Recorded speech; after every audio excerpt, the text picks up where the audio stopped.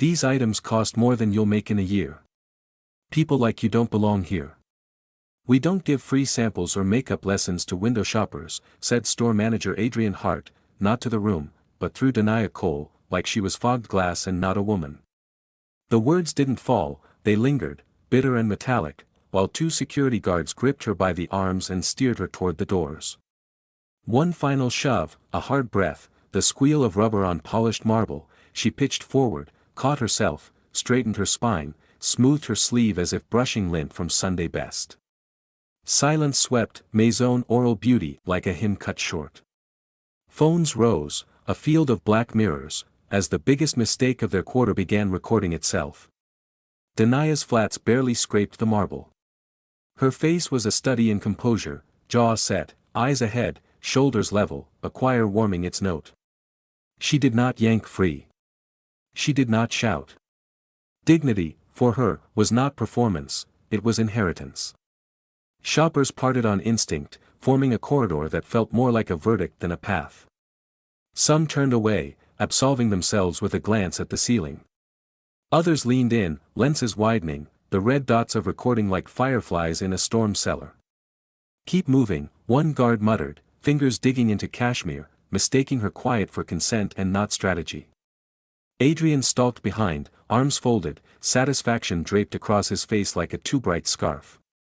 His voice sliced through the hush. We reserve the right to refuse service. The sentence rang cold, a modern echo of old rules, and somewhere deep in Denia's chest a door opened, the one that holds the memory of words thrown at people like her on buses and at counters, long before hashtags were a language.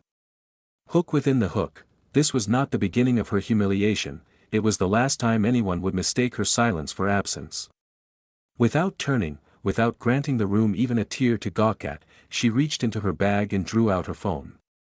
The band on her finger caught the light, it did not glitter, it testified. Malik, she said, voice level, tightened like a drumhead. You won't believe what just happened. On the other side of the glass, Adrian smirked and lifted his chin, as if the name meant only comfort on speed dial. He hadn't learned yet that some names are levers, you pull once, and whole rooms rearrange. If you have ever been told to wait behind your own life, if you've ever been sized up, priced out, or pushed past, type justice in the comments and tell us your city. This is not a show, this is a ledger. Every witness adds weight. Micro question, micro promise, in 90 seconds, the first call back will turn the corridor of shame into a hallway of witnesses. Had Adrian Hart known who Denia Cole truly was, he would have counted his sentences like matches in a drought. She wasn't born into ease. Her parents came from Haiti with a suitcase of language and a spine full of work.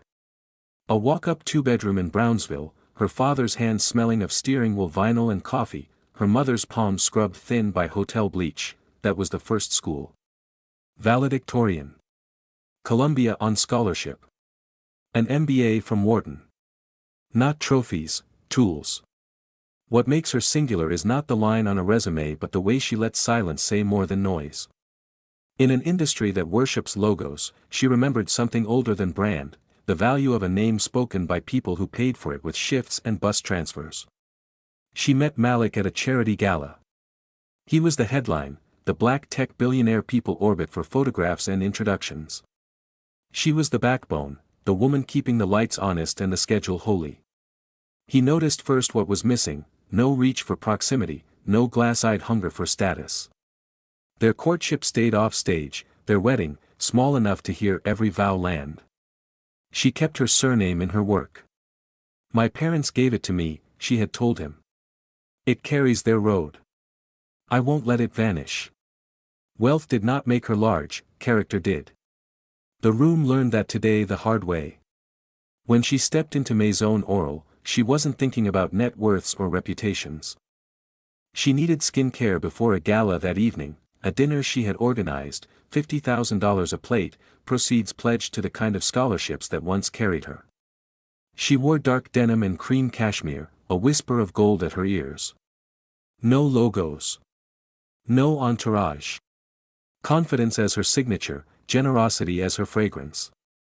The ring was the only obvious price point, more than Adrian's 5 years of salary in a single circle of proof, but the costliest thing she wore was not metal. It was composure. Morning had started like a good ritual.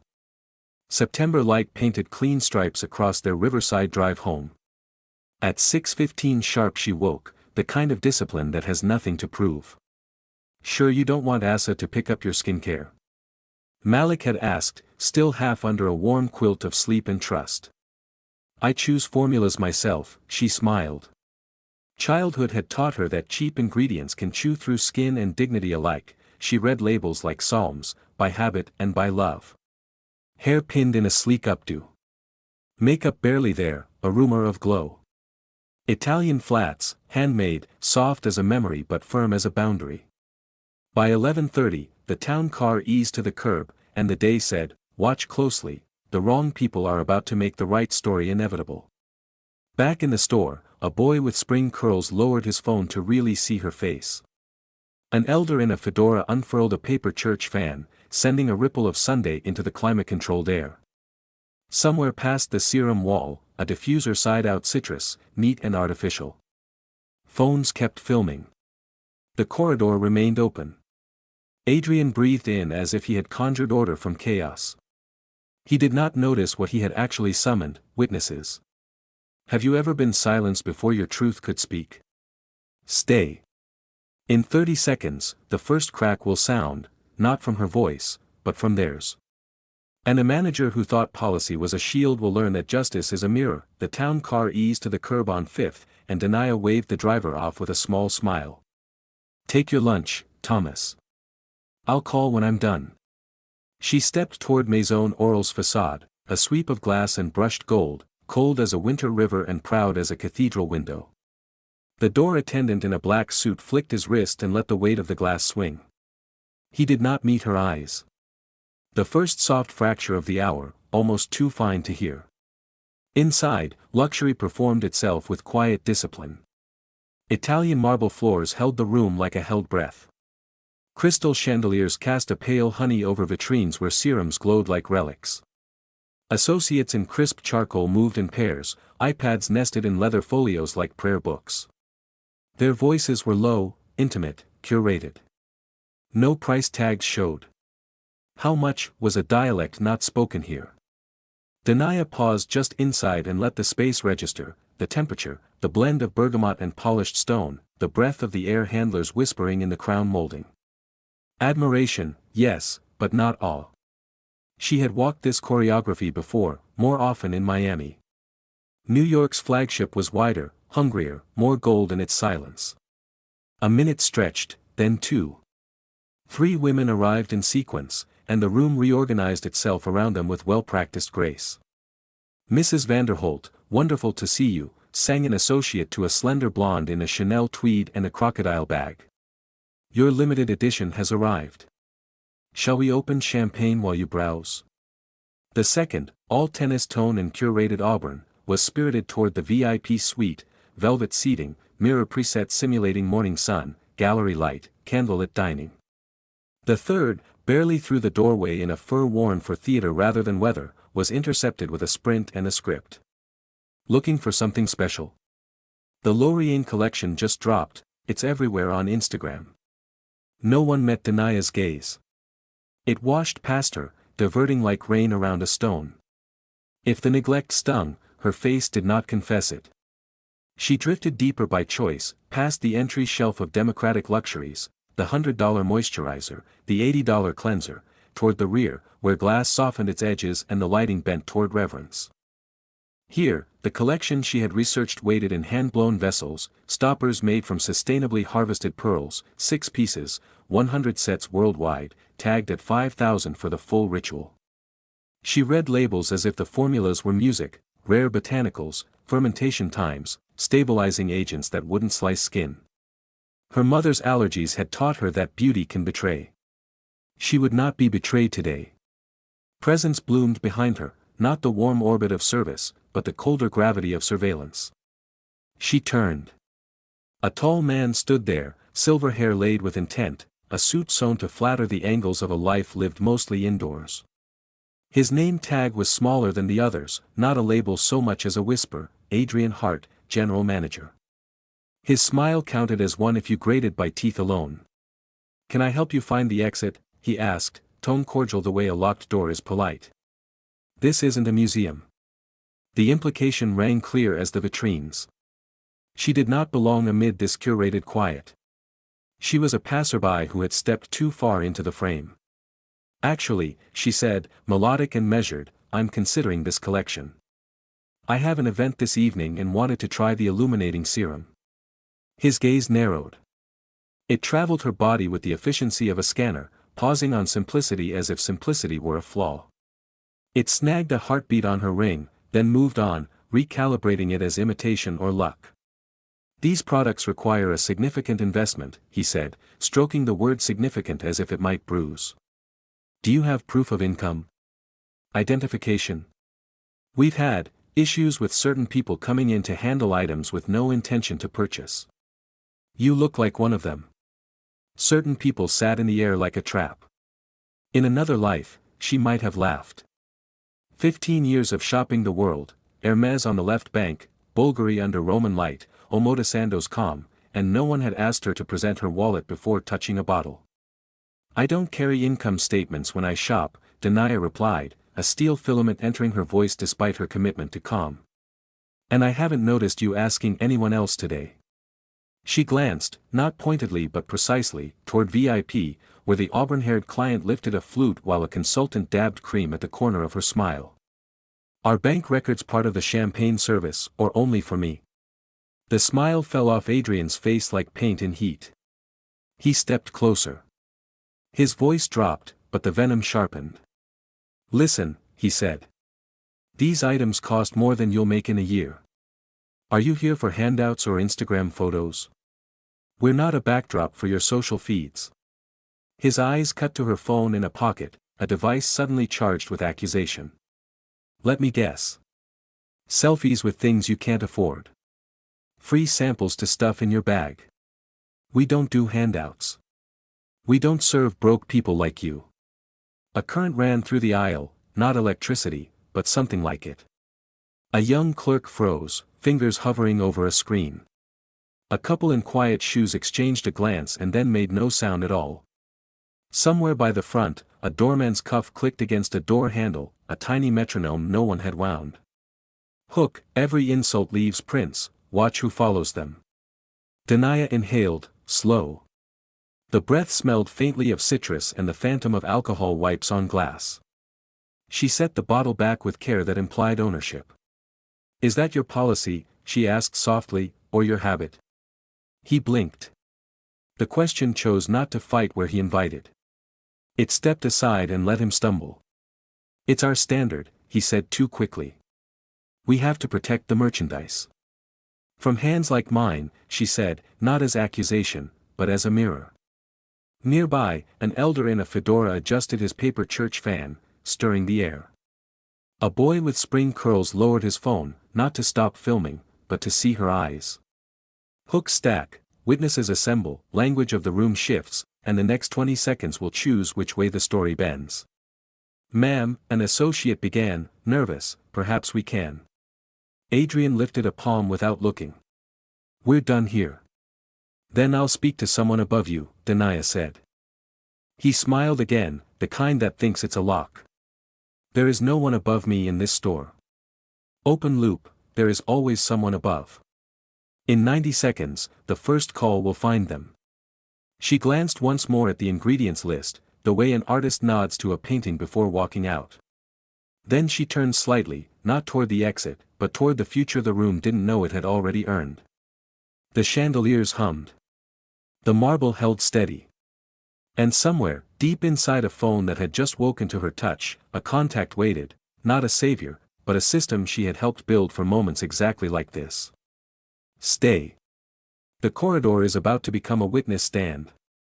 And a manager who confuses policy with power will learn what both words mean when a name he doesn't respect dials back. The word he chose was a blade, not to cut skin, but to shave dignity down to a smaller shape.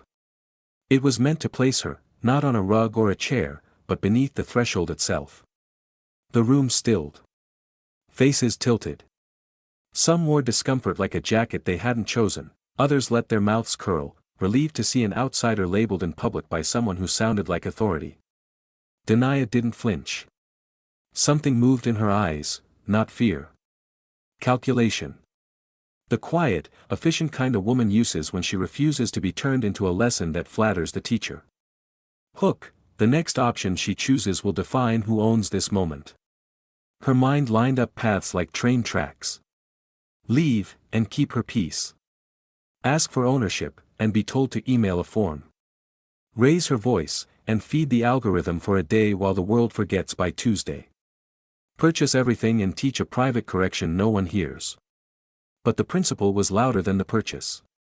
Why, in rooms where money talks, must respect arrive with a receipt? Actually, she said, letting the word travel. I plan to purchase the entire limited collection, all 6 pieces. A pause, not for drama, but for math to be audible. Just over 20,000 with tax. Adrian laughed, the way a door chuckles when it thinks it can't be opened from the other side. It wasn't amusement, it was performance. He pitched it to the aisle, inviting the room to enjoy the fiction he'd assigned her. Of course you were, he said, and lifted his hand. Security. 2 guards ghosted the corners, converging like a closing gate. Black suits, earpieces, the choreography of a protocol that mistakes a profile for a threat. Please don't touch me, Denia said, voice flat in the way boardrooms understand as final. I'll leave on my own. They didn't ask. Hands on her arms, pressure just enough to lift her weight to the edge of balance, so her shoes whispered against the marble as if the floor itself rejected her. The design was obvious, public, theatrical, a message disguised as policy. Someone cleared a throat. Phones pivoted. One person whispered, "Stop," but softly, like a prayer they weren't sure they were allowed to say out loud. Rehook, humiliation plays loud, watch who turns the volume down. Outside, Fifth Avenue received her like a bright witness.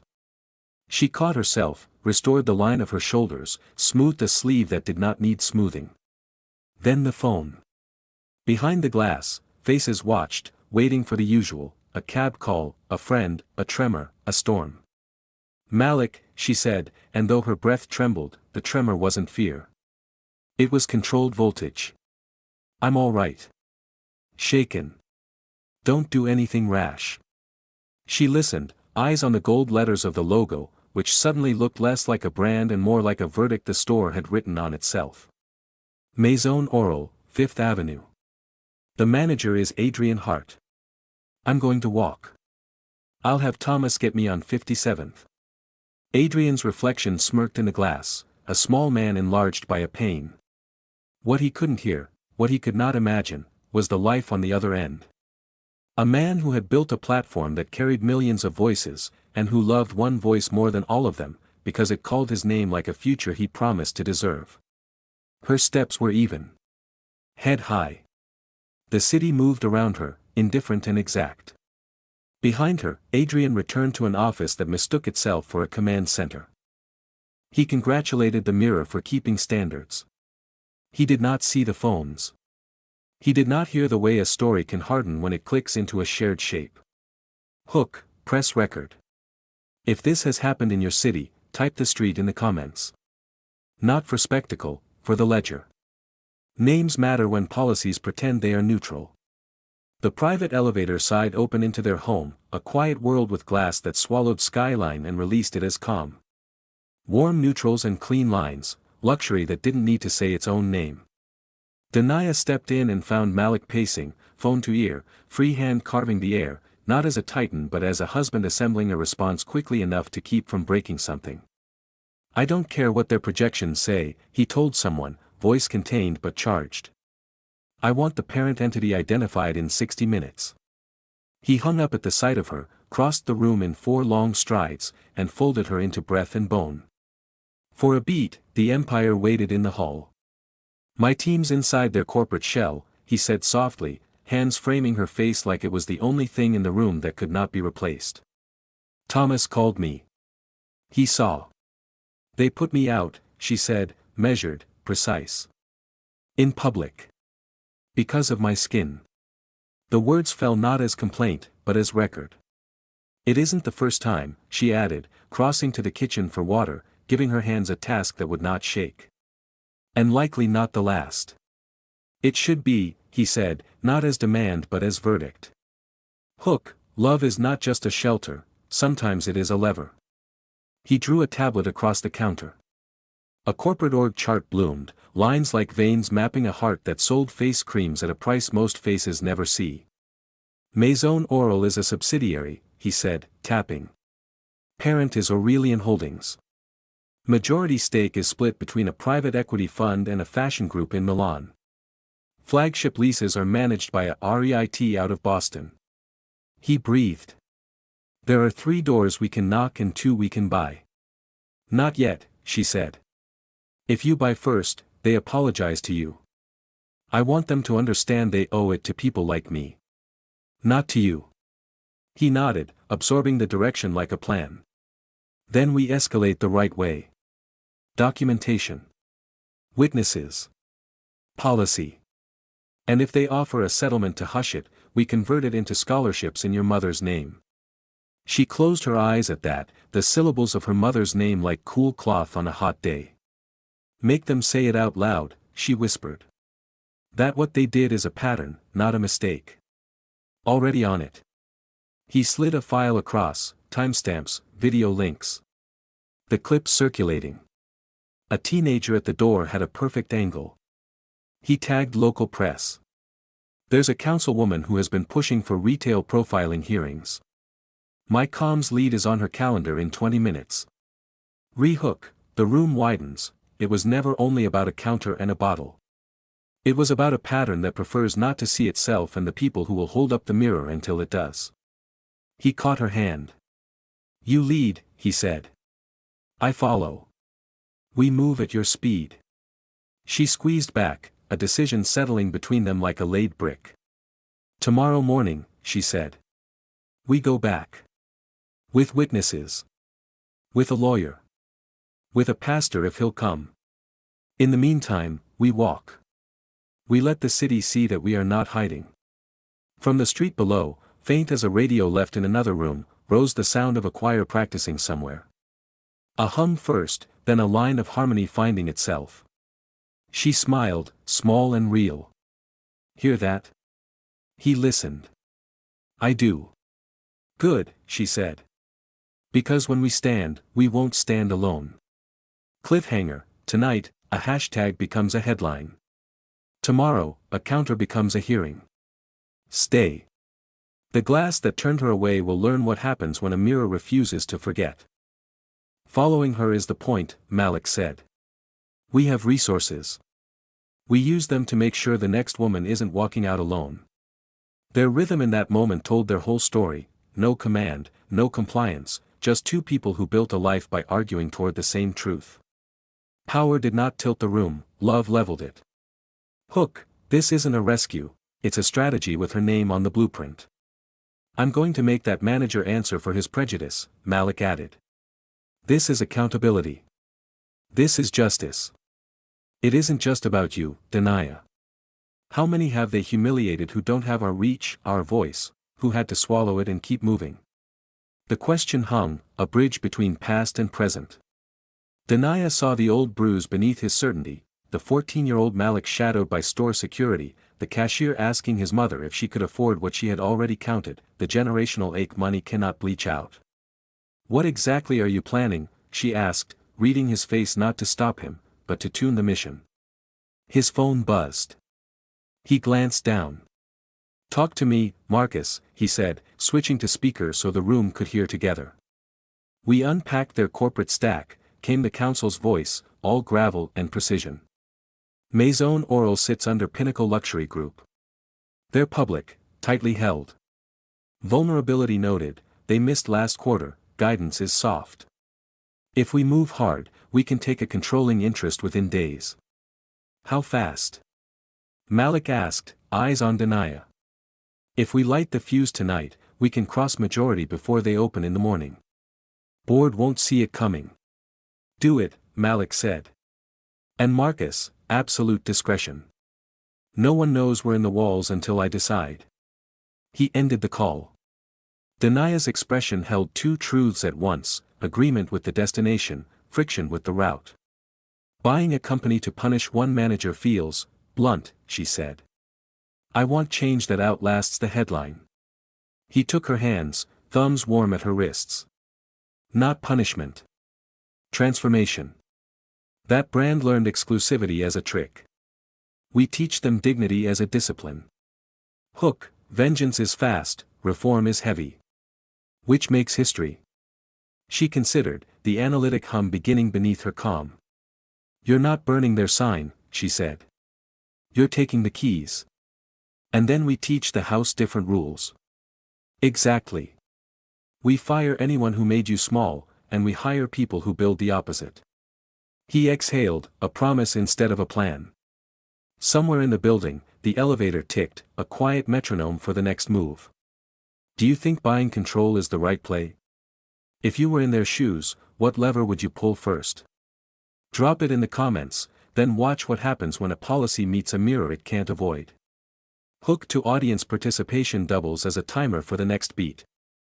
Morning thinned the city's noise to a bright wire. At 9:58 a.m., 2 minutes before the flagship's doors would unseal, Fifth Avenue's current seemed to hesitate. A long body of polished anthracite drifted to the curb, a Rolls-Royce Phantom extended, mandarin leather peeking like a sunrise from within. Thomas stepped out, posture a lesson, and opened the rear door. A twin Phantom settled behind the first. Not arrival, choreography. The kind of timing that says the next 20 minutes will be told in future meetings as a reason to stay careful. From the first car, Danaya emerged in white, a tailored pantsuit catching the morning light and giving it back, hair lifted into an elegant updo, a single gold pin like a quiet note. No logo shouted. Recognition didn't require it. Phones rose at the edge of the sidewalk. A tourist lifted his camera with the certainty of someone spotting fame. In a way, he wasn't wrong. From the second, Malik stepped out in charcoal, cut for movement and intent. Command without show. They stood side by side, gravity collecting around them. For Black Escalade slid into a half-moon. Doors opened on 12 people in business dress, faces set with the focus of those who close billion-dollar puzzles before coffee. Portfolios in hand, each embossed with a Reynolds Technologies monogram that wasn't a flex so much as a signature. This was not shopping. This was a procedure. Inside, staff had drifted toward the windows under the pretext of straightening a display. The store opened at 10, but minutes were suddenly long. Is that, one associate breathed. It can't be, murmured another. Last night's clip, Danaya lifted and steered, the public quiet of the shoves, had moved through a staff group chat like a spark through dry grass. Rumors grew their own legs. Some dismissed them as retail myths. Some did not sleep. Now the silhouette on the sidewalk put names to footage. Adrian adjusted his tie in the reflection and decided, for the 10th time since dawn, that nothing would happen today except business. He didn't know that business had already changed its mind about him. At exactly 10 o'clock, the locks thunked. The door attendants drew the glass wide. Danaya did not rush. The first thing to enter was her posture. The second was the temperature in the room. Good morning, she said, each word paced to be heard by both ends of the floor. We're here to speak with your general manager. Adrian approached with a smile lacquered over calculation. We have a strict appointment policy, he began. The VIP lounge is at capacity today. My counsel will stand, Danaya said gently, and the 12 formed a quiet line behind her like a sentence deciding where to put its period. Pastor Green, she added, and a tall elder in a dark suit stepped forward, not to bless a purchase, but to witness a process. Hook, the room just changed languages, from sales to record. Ma'am, Adrian said, turning the wattage up, if you'd like to browse. She produced a folder. I'd like you to read your policy on customer verification out loud. Especially the part that defines certain people. A flush started under his collar. We don't. Then allow me, she said, and her lawyer slid a printed internal memo across the counter, one obtained legally from an associate who decided last night that conscience outranked confidentiality. Words that had been written to be small suddenly sounded too large for the room. Staff shifted, the air thinning. Somewhere a diffuser clicked. The chandeliers hummed louder, or maybe everyone's blood did. Hook, when language meets sunlight, it either becomes truth or smoke. Adrian reached for the paper with a hand that wasn't quite steady. Behind Denia, a camera light blinked red, not a stranger's phone this time, but a local affiliate's rig. A councilwoman stepped through the door, called by a timeline neither Adrian nor his policy had accounted for. "Mr. Hart," she said pleasantly, "I believe we have a few questions." Adrian's smile cracked, soundless. He looked up and met Denia's eyes for the first time since yesterday, really met them, the way a man looks at a window and finally sees the person on the other side. She held his gaze, not to punish, but to make sure the record had a face. "Let's begin," she said. Cliffhanger, in 60 seconds, a title no one here expected will land on the counter like a gavel. Stay. The line between humiliation and history is about to break, and the sound it makes will teach the room who they've been talking to. Fear had been rumor in the staff chat last night, now it hardened into certainty as Adrian Hart stepped from his office, smoothing a tie that knew this choreography better than he did. He pasted on the VIP smile, the one that performed exclusivity without ever arriving at sincerity. He'd dealt with celebrity temperaments and executive whims. This was his house, and he would keep it tidy. "Places," he said, crisp. "Whoever they are, they're still customers." "Mr. Hart," Bethany ventured, throat tight. "I think that might be Mr. Ethan, the billionaire." "I know exactly who that is," he clipped, and didn't. Stations. At 10 a.m. precisely, the locks thumped. Denia entered first, heels tapping a clean metronome across the marble, the store's acoustics turning each click into punctuation. Beside her, Malik. Behind them, professionals taking quiet positions like chess played by people who never move a piece they haven't already mapped. Adrian's coffee cup hit the floor and broke the air. "No," he whispered, color emptying from his face. "No, it can't," but it was. The woman he had marched out yesterday was not nobody. She was Denia Cole, and in the calculus now unfolding, titles would matter less than the posture with which she carried her name. "She can't be," he hissed toward his assistant. She was dressed like, the sentence could not find an ending that didn't condemn the mouth that began it. He scurried forward and pulled on the ingratiating smile until it fit. "Welcome to Maison Oral," he said, voice catching. "An honor to have you with us, Mr. Reynolds." He thrust out a hand, a physical attempt to interrupt the procession before it reached the counter, the cameras, the history. Denia did not take it. She regarded him the way a buyer regards a building, not with heat, but with measure. Her silence elongated until his hand had to land somewhere, and it landed back at his side. Malik stepped once and filled the room. He did not raise his voice. He did not need to. People leaned in because his authority didn't travel on volume, it traveled on inevitability. "I believe you met my wife yesterday," he said. Steele lived under the calm, and several associates stepped back involuntarily, as if distance could soften consequence. "Mrs. Reynolds," Adrian stammered, the wrong name choosing him as if to underline the point. Color drained so fast it looked like a trick of the lights. "We would, of course, have extended premier client services had we known." A murmur moved across the staff like a wind. Phones appeared low by hips, discreet, social profiles opening, dots connecting that should have connected in the moment that mattered. "That's why the ring," someone breathed. Kendrick, the guard who had lifted Denia's arm yesterday, appeared from the back, stopping dead when he saw her. Professional mask to fear in a blink. He had handled dozens of escalations. Never one that arrived with a convoy and a camera. "Mr. Hart," Kendrick whispered urgently, "there's something you should." "Not now," Adrian snapped, swatting news he couldn't afford to hear. "The point," Malik continued, widening his address until it held the entire room, "is that yesterday my wife was discriminated against in this store because of her race. She was publicly humiliated, physically handled, and pushed out of a place where she intended to spend over $20,000. The number landed like a dropped weight. Associates glanced at one another, quick math flickering, rent, commissions, the month that could have been. But money was only a hook, the larger catch was named in the first sentence. We are not here to spend money today, Malik said, sliding off his sunglasses and tucking them into his pocket with a movement that read as a decision. We're here for something else entirely. A water glass fell and shattered on tile, the sound misfiring like a gunshot in a room that still wanted to be a sanctuary. Malik nodded to a woman on his team, close-cropped silver hair, eyes that had read more contracts than most people read headlines. She handed Adrian a folder embossed with a logo the store had never expected to see this close. What is this? Adrian asked, attempting authority with hands that trembled. Ownership transfer papers, Malik said simply. As of 4:30 this morning, Reynolds Holdings acquired a controlling interest in Pinnacle Luxury Group, Maison Oral's parent. The room inhaled and did not exhale. Somewhere, a diffuser continued its schedule, breathing citrus into a moment that had turned to iron. Bethany's lips parted. Kendrick stared at the folder like it might bite. Adrian looked as if the floor had slid half an inch under his shoes.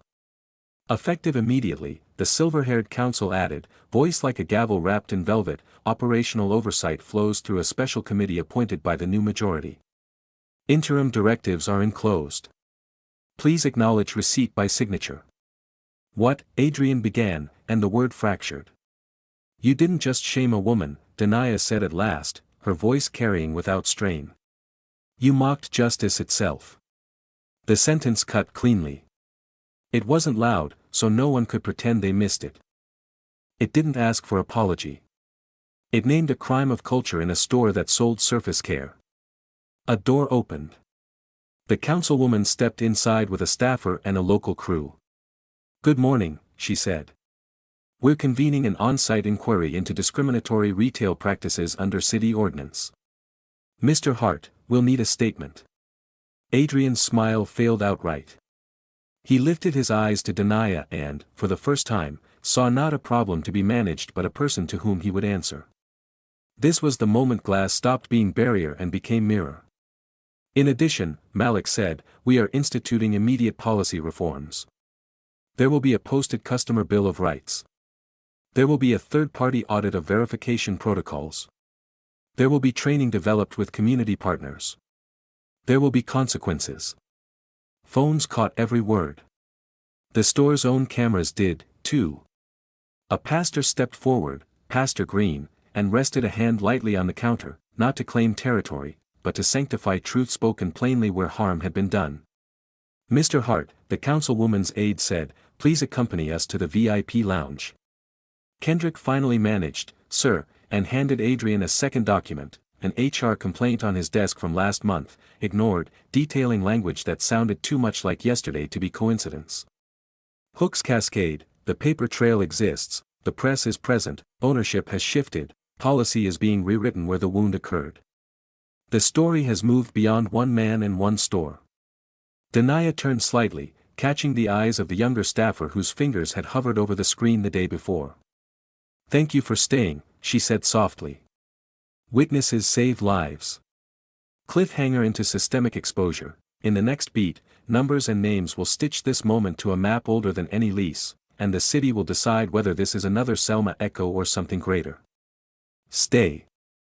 The silence that once hid harm is about to read itself aloud. Maison Oral Beauty and Cosmetics, the council finished aloud, and the room seemed to stop, even the ambient playlist mid-breath, as if sound itself were waiting for permission to proceed. Adrian paged through the documents with trembling fingers, the legal cadence unmistakable. This wasn't a bluff or a threat dressed up in stationery, it was a completed acquisition with signatures that meant doors would open and close for different people starting now. That's impossible, he whispered, then louder, scrambling for footing, we have 50 stores worldwide, a valuation north of $1 billion, the board would never. The board wasn't given a choice, the silver-haired counsel replied, even, unhurried. We acquired 63% of outstanding shares overnight through a series of lawful market transactions, the board was noticed 30 minutes ago. Malik didn't smile so much as remove warmth from his face. I could have bought 500 stores, Mr. Hart. Your entire company is less than 2% of my net worth. The sentence landed without soundtrack, the implication rippling outward until it touched every pair of eyes in the room. They weren't looking at a customer anymore, or at a rumor, they were looking at an owner who had seen them work and would remember how it looked. Someone near the stock door began to cry quietly, another edged toward the exit and found a member of Malik's team there, calm, immovable, indicating with a palm that no one would leave until the record existed. "You open in 1 minute," Malik said, checking a watch whose understatement made a point more than diamonds would. Before that, everyone to the center, emergency meeting. Hook stack, proximity, procedure, and surprise reorder the room faster than fear can. His team moved like choreography, firm but gentle, guiding associates, stock, and security into a semicircle that made the marble feel like a hall instead of a sales floor. Adrian stood with the folder clutched too hard, the scaffolding of his certainty shaking under its own weight. Yesterday, he had exercised what he believed was authority, today he was discovering what authority actually does, and for whom. Danaya's face did not gloat. The corner of her mouth held the smallest lift, not triumph, but the recognition that justice sometimes arrives on time. The blinds slid down, the front locks engaged with a quiet thud, confused customers peered between slats at a scene that didn't belong in a luxury boutique until you heard the word luxury and asked whom it served. "Let me be clear," Malik said, hand at the small of Danaya's back, "not to own, to anchor. This is not just about yesterday, it is about a pattern that ends today." Adrian's color moved from pale to gray, the human body registering what the professional mind kept trying to deny. "You're terminated, effective immediately," Malik said. "Security will escort you to collect personal belongings." "No, please," Adrian managed, dignity gone as quickly as it had once been offered to others on a conditional basis. "This store is my life, 12 years. Danaya's voice entered the room like a light switching on.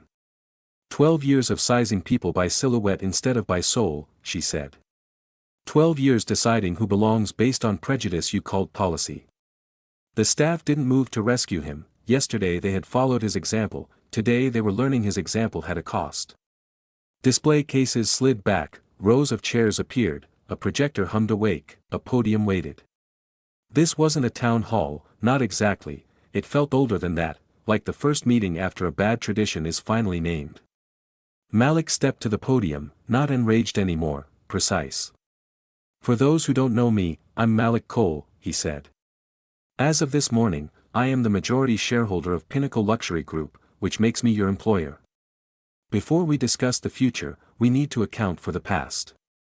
The lights dimmed, the first slide bloomed. On screen, anonymized customer demographics by location, aggregated over 12 months. 50 stores across markets, said the silver-haired counsel. Disparities in service time by perceived race, controlling for foot traffic and staffing levels. Bars rose and fell, numbers spoke, nobody interrupted. Incidents logged, verification requests applied disproportionately to black customers and other people of color, with no correlation to loss prevention outcomes. Hook, data doesn't shout, it accumulates until denial runs out of room. Next slide, complaint heat map, dates clustered like storm cells over specific stores, including this one, including last month, including a memo Adrian had minimized. Ignored internal reports escalate risk, the councilwoman staffer said from the aisle, voice neutral. We'll be conducting a city inquiry into discriminatory retail practices, cooperation is mandatory. Cameras blinked red, the store's feeds and the local affiliates' lens agreeing on what mattered. Malik, effective today, a customer bill of rights will be posted at every entrance. Verification protocols are suspended pending third-party audit, training designed with community partners will be mandatory, non-compliance is a terminable offense. All staff are invited to apply to remain under the new code, but understand, we will measure by behavior, not by charm. The word invited did not produce relief, it produced attention. Pastor Green stepped once toward the front, hands folded at his waist, voice low.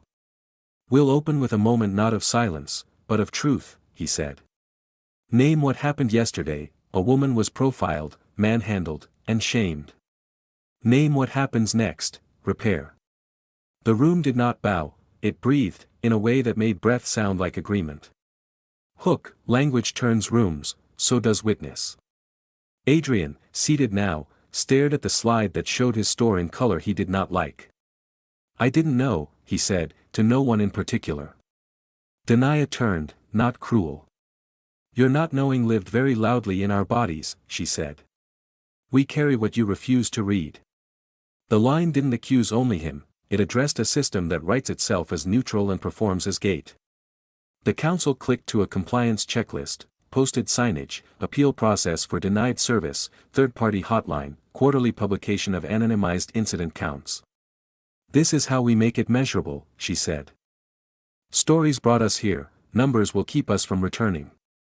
The councilwoman nodded once, making a note on a small pad whose pages looked like laws waiting to be born. A murmur from the back, will we lose our jobs? Malik answered without scolding fear. Some of you will be promoted, some of you will be trained, some of you will be asked to leave. But all of you will know the rules in daylight and customers will see them, too. He paused, honoring the cost of change without apologizing for it. Bethany lifted a tentative hand. What do we do today? Malik looked at Denia, and she spoke first. Today, we close, she said. We meet. We listen. We plan. Tomorrow, we reopen, not as a temple for the few, but as a store that knows the difference between luxury and pride. The sentence put a seam in the room, old on one side, possible on the other. Outside, more people had gathered, some with curiosity, some with intention. A gospel hum rose somewhere, the kind that finds your chest cavity and reminds you your bones can carry a chorus. The councilwoman stepped toward the door. We'll brief the press, she said. And we will name this not an incident, but an example. Hook, examples become precedents, precedents become policy, policy becomes protection. Denia touched the podium, not to hold herself up, but to leave something of herself there for whoever would stand next. Her fight became their hymn, the narrator inside the room could have said, but didn't, enough had been said for now. Malik closed the laptop. We'll circulate schedules, training modules, and contact points by end of day, the council added. Any retaliation against employees who reported or cooperated will be grounds for immediate dismissal and referral. The blinds rose partway. Light crossed the floor in bars like measures of music. We are not finished, Denia said, making a promise and a warning in one breath. We are just finally in the right key. Cliffhanger to community uplift, elders are arriving, youth are already singing, and the city is listening, the next part belongs to more than one voice. Stay. What began as humiliation is becoming a handbook. Locations worldwide, Malik continued, and my team spent the night auditing your customer data. The slide advanced, bars rose and fell. In diverse cities, your base is 92% white. He let it land, not as a gotcha, but as a mirror. That is not explained by market composition. It is explained by choices. The screen shifted again, security footage from a dozen stores. In each, warm greetings for white customers, sidelong looks and slow tales for customers of color. This isn't random, he said. It's a policy, unwritten, enforced through hiring, training, and example. Hooks, story plus statistic, memory holds both longer together. Yesterday's footage rolled. Denia entering. The long neglect. The approach. Each contemptuous glance now an artifact. The shove to the door, the phones lifting. Audible gasps broke the room's composure. Denia didn't look away. She stood with her posture like a hymn, reclaiming the narrative by refusing to let the worst moment hide. Lights up. Adrian shaking, a sheen of sweat like panic made visible. It was a misunderstanding, he tried. We get people who take pictures and never buy, we have to protect our brand's exclusivity. Brand exclusivity, Malik repeated, not louder, colder. Let's define what that meant here. Better, let's listen. He nodded. The doors opened. 5 people entered, a panel, not of experts, but of those expertise had ignored. I am Dr. Eleanor Jenkins, Chief of Neurosurgery at Mount Sinai, said the elder black woman, voice steady. 3 months ago, I came to buy gifts for my surgical team. I was told these items were out of my price range, and that a more appropriate shop was down the street. Next, Raj Patel, tailored and young. Followed by security the entire time. I spent $30,000 on client gifts. Next, Maria Gonzalez, elegant, 50s. Asked if I was looking for the employee entrance. With each testimony, faces among the staff shifted, shock, then recognition, then the early shape of shame. 3 more entered, former employees. We were told to prioritize customers who look like they can afford, said one. Race wasn't said, but the examples made it obvious. Another, I got lower commissions because I was assigned customers management didn't think would spend, almost always people of color. Third, when I reported it, my hours dissolved. Hooks, single incident becomes a system, the room can no longer pretend it is a coincidence. Adrian seemed to shrink inside his suit, a man discovering that the floor he stood on was other people. Please, he said at last, voice cracking. I have a family. A mortgage. Children in private school. So did many qualified applicants you rejected, Malik answered, measured, relentless. Degrees, experience, talent. Blocked at the door because they didn't fit your brand image. Your family will adjust. The families you kept small will grow. He turned to the room. Effective immediately, Maison Oral closes worldwide for restructuring. All 50 stores will shut at noon. Panic fluttered. A senior associate, Veronica, rushed forward. You can't, she said. 7 years here. Clients who rely on me. Did Mrs. Harrington rely on you yesterday? Malik asked quietly, when you rushed to serve her while ignoring my wife. Your record shows a pattern of selective service. Veronica looked to Denia, a plea in her face. I didn't know who you were. That is precisely the problem, Denia said, voice soft and absolute. You should not need names to issue dignity. You judged my appearance, not my character. You get to make that mistake once. She lifted her gaze to the semicircle. Some of you will reapply. Those who treated people with respect, regardless of perceived status, will have a place in the new house. The rest of you will receive 2 weeks severance. Consider it time to decide how you want to show up in the world. Hooks, consequence with doorways, justice with invitation. Envelopes moved through the room like winter notices. Security, Malik's, not the stores, stood by the exits, not menacing, just undeniable. This was not a tantrum. It was a blueprint executed at speed. Adrian remained seated, stripped of the theater he once ran, surrounded by mirrors that would not lie for him anymore. This isn't about one bad day or one bad manager, Malik said as seats emptied. It's about dismantling a culture of exclusion and rebuilding something worth the word luxury. The room thinned. Silence widened.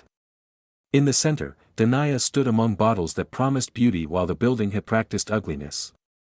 The transformation has begun, she said, not to the cameras, but to the future. Hook, what starts with harm can end as handbook, if the next steps are sung together. Elders arrived first. Pastor Green returned with 3 deacons, hands clasped, murmuring a prayer that sounded like memory setting a bone. Youth followed, the boy with spring curls, a cluster of friends, phones out not to shame but to archive. Staff who stayed stood closer than before, as if proximity could be practice. A hum rose, barely hummed gospel, low and round, precious Lord, finding a note in the rafters. Her fight became their hymn, the city might say by evening, and for once, the city would be right. Policy drafts printed.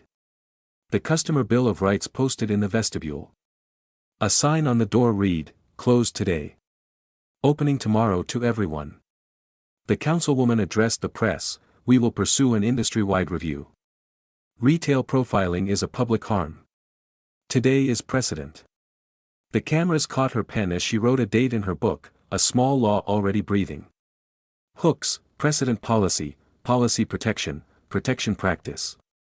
Denia stepped outside. Sunlight struck the gold letters and made them less certain of themselves. She thought of a bridge in Selma and a prayer whispered into wine stronger than men. This stand, she said quietly, answered the prayer my grandfather carried across that bridge. Malik took her hand. He did not lift it. He did not need to. Their hands rose together because that is what hands do when the body remembers victory and refuses to call it accident. Have you ever been silenced before your truth could speak? The video asked the watchers across boroughs and states. Tell us your city. Add your voice to the ledger. Not for rage alone, for record, reform, and the next person who will decide to walk in anyway. Inside, a final image, the projection screen paused on a graph that had looked like a sentence. Tomorrow, new lines would be drawn, between service and suspicion, between gate and welcome, between style and soul. The store would reopen not as a shrine to price, but as a practice of worth. Sun through glass. Choir in the distance. Family table waiting at home, a seat kept empty for the ancestor who taught them how to sit tall. Raised hands, not in surrender, never that, in agreement. In thanks. In the kind of promise that sounds like, we won't go back. 6 months can turn marble into memory, and a name into a note the city can sing, and on Fifth Avenue the glass that once mirrored exclusion now opened like light, because the storefront that had been Maison Oral returned as legacy, the letters in warm gold not to boast but to belong.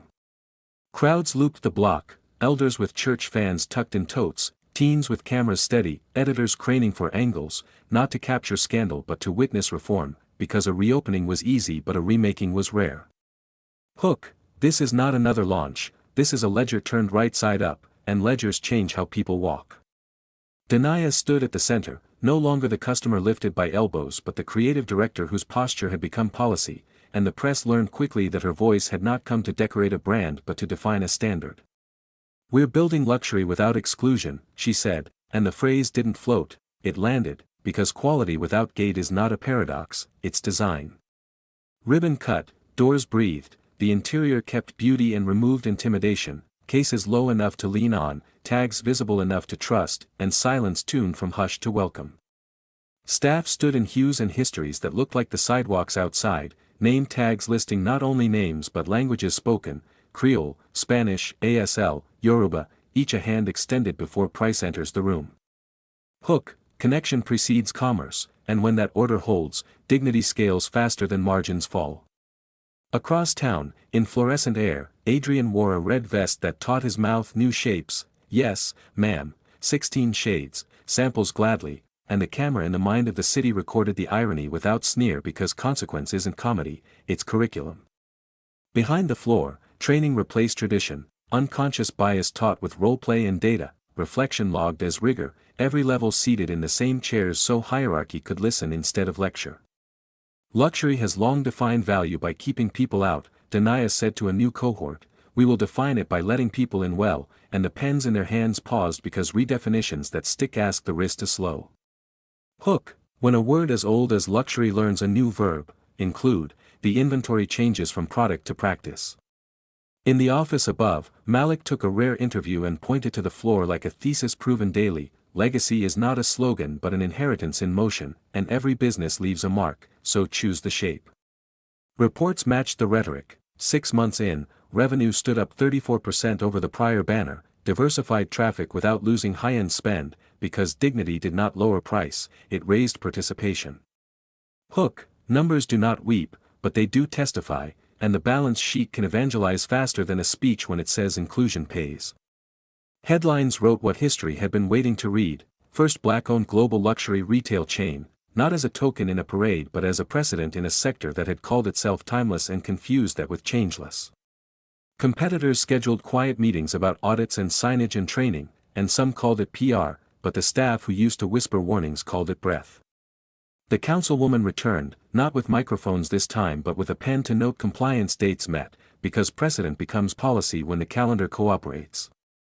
Most transformative was the Legacy New Designers Initiative, a studio behind the sales floor where emerging creators from historically excluded communities received grants, mentorship, and shelf space tied to metrics that measured fairness, not favors.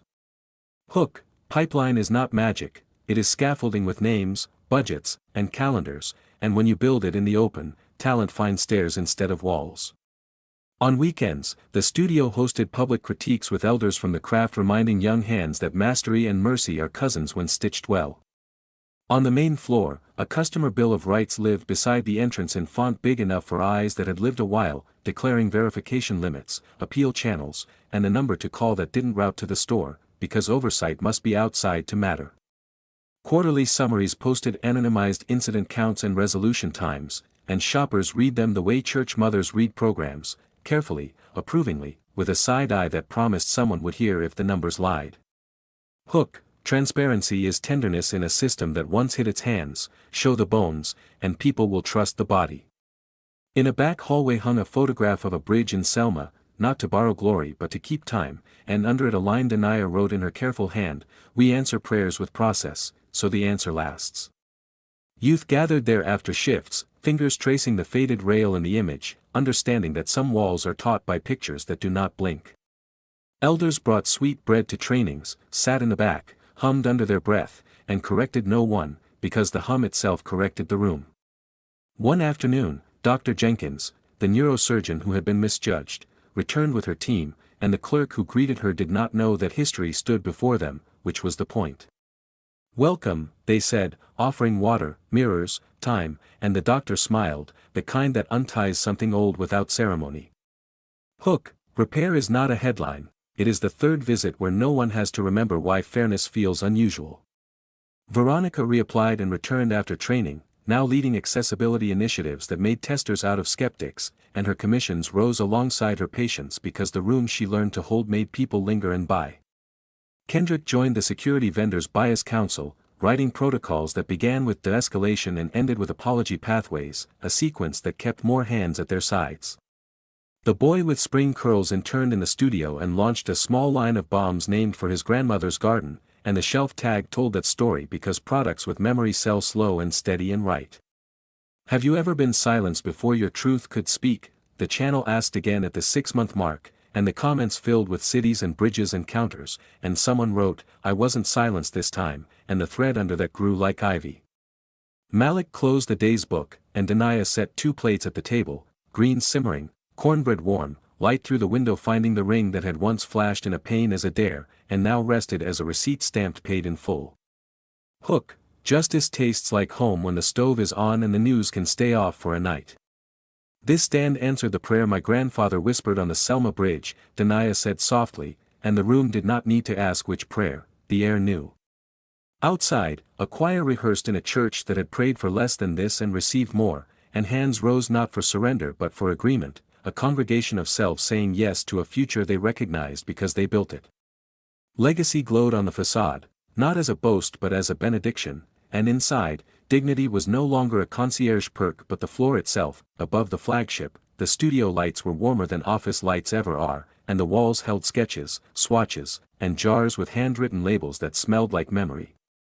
Denia mentored 10 designers a year here, not as charity but as pipeline, giving them stipends, manufacturing credits, business training, and, eventually, shelf space with real foot traffic, because talent is common and opportunity is not, and bridges must be built, not declared.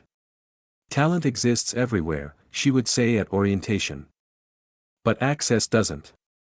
We are here to fix the part we control." Heads nodded, not in gratitude, but in alignment.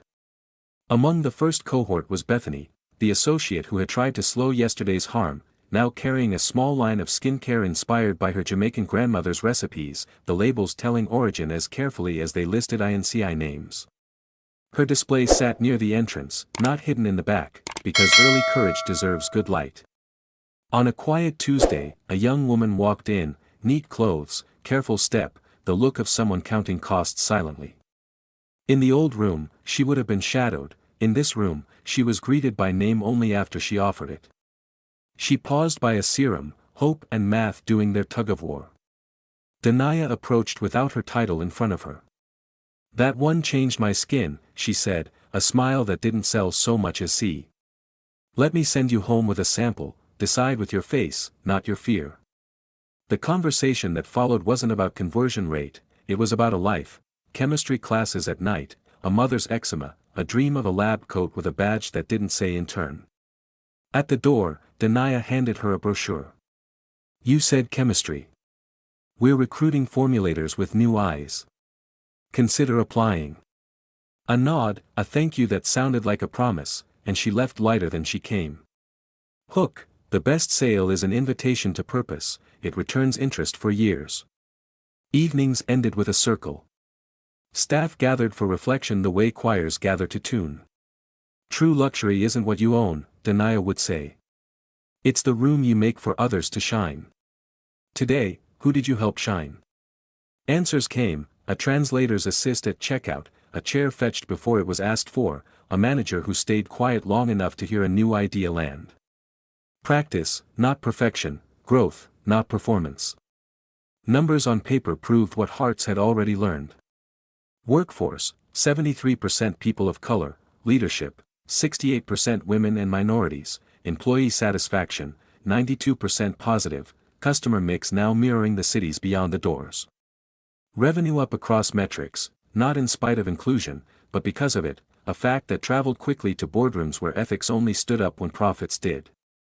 Mentorship rippled forward, participants retained and promoted at higher rates, managers trained to tutor, not just to task, participation up, turnover inequities down. Competitors scrambled. Some copied signage, some built real programs, all watched the quarterly lifts and calibrated the courage it would take to stop confusing exclusivity with excellence. Trade publications wrote that Legacy had made a case not only for justice but for efficiency, a business model where belonging is a system, not a stunt. Hook: when the business case and the moral case rhyme, change keeps its job after the press goes home. Across town, in a discount chain, Adrian measured shades into small cups with a steady hand. 16 tones designed for deeper skin, he said to a young black woman who asked careful questions he now knew how to honor. The irony was not a joke, it was an education, and sometimes the only way out of a mistake is through service. He would not return to glass and gold, he would learn to stand where the fluorescent hum reminds you that most beauty is bought by people who budget. Back on 5th, the studio's calendar filled, guest lectures from chemists and historians, workshops on sourcing and safety, finance clinics that taught the algebra of survival. Success was measured in orders and also in the day a designer learned to say no to a deal that looked good and felt wrong. We don't expect perfection, Denia told each cohort. We expect awareness and growth, from you and from us. On the anniversary of the day a shove met marble, Denia walked the floor before opening. Sunlight entered in bars, and dust turned to glitter for a second because humility makes better chandeliers than crystal does. Malik joined her, not to supervise but to stand witness, and they looked at the door like a stage that had learned a gentler play. Legacy isn't a name, he said. It's the imprint we leave when we leave the room. She nodded. And whether it makes the room kinder to the next person, she added. At noon, Pastor Green brought elders, and youth came with cameras they pointed at hope instead of harm. A small choir stood under the mezzanine and hummed a verse that knows every throat, Precious Lord, and customers pressed hands to chests without being told, because some songs are instructions. Her fight became their hymn, murmured someone, and the sentence felt earned. Moral benediction arrived not as a speech but as a table. That night, at home, greens simmered, cornbread cracked with steam, the ring that once looked like a dare in glass now read like a receipt stamped paid. This stand answered the prayer my grandfather whispered on the Selma Bridge, Denia said, and the room did not ask for context, history sat at the table as plainly as the plates. Outside, a choir rehearsed, and hands rose, not in surrender but in agreement, that ancient gesture that means we will carry this forward, and we will not go back.